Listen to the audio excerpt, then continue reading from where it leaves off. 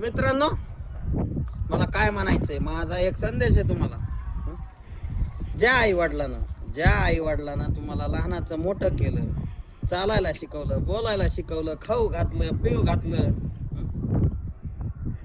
हे आयुष्य काय आहे हे दाखवलं, तुमच्या बरोबर प्रेमाने राहिले, तुम्हाला शाळा शिकवली, तुमचं सगळं काही चांगलं केलं,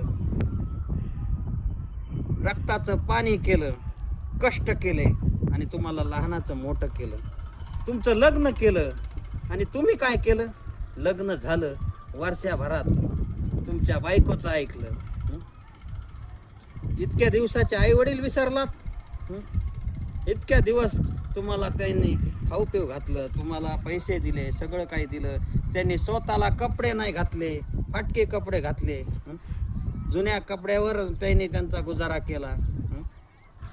त्यांनी फाटकी चप्पल घातली, शिवून घातली, खेळा ठोकून घातली, सगळं काही त्यांनी ॲडजस्ट केलं. पण तुम्हाला नवीन दिलं, तुम्हाला नवीनच दिलं, तुम्हाला चांगल्याच गोष्टी उपलब्ध करून दिल्या.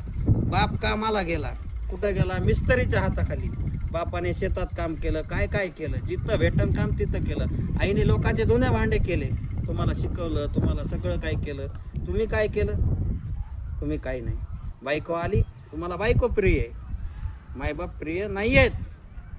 काही नाही आहे तुमच्यासाठी मायबाप. अरे आज तुमची वेळ आली, आज त्यांना तुमची गरज आहे, तर तुम्ही काय केलं?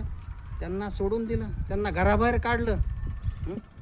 सगळं काही बायकोचं ऐकायचं. आईवडिलाकडं लक्ष नाही दिलं, आईवडिलाला बोलत नाहीत, आईवडिलाला बाजूला ठेवलं, आईवडिलाला अनाथ आश्रमात कुणी सोडलं, कुणी काय करतंय. बायकोचं ऐकून फक्त बायकोच करता तुम्ही. आईवडील काहीच नाहीत का तुमचे? का असं का? त्यांची वेळ होती तेव्हा तुम्हाला खूप सांभाळलं, त्यांनी अंग काढून घेतलं नाही, त्यांनी त्यांचं जीवन सुखमय केलं नाही, ते दुःखात राहिले, त्यांनी दुःख सोसले आणि तुम्हाला आनंदात ठेवलं. आणि तुम्ही काय केलं?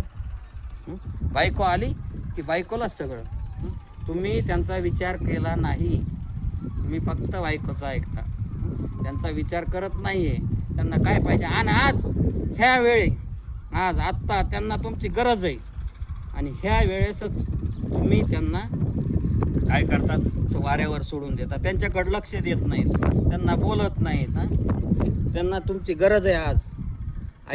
आई वडील शेवटपर्यंत असतात. त्यांनी तुम्हाला लहानाचं मोठं केलेलं आहे, त्यांचे खूप उपकार आहेत.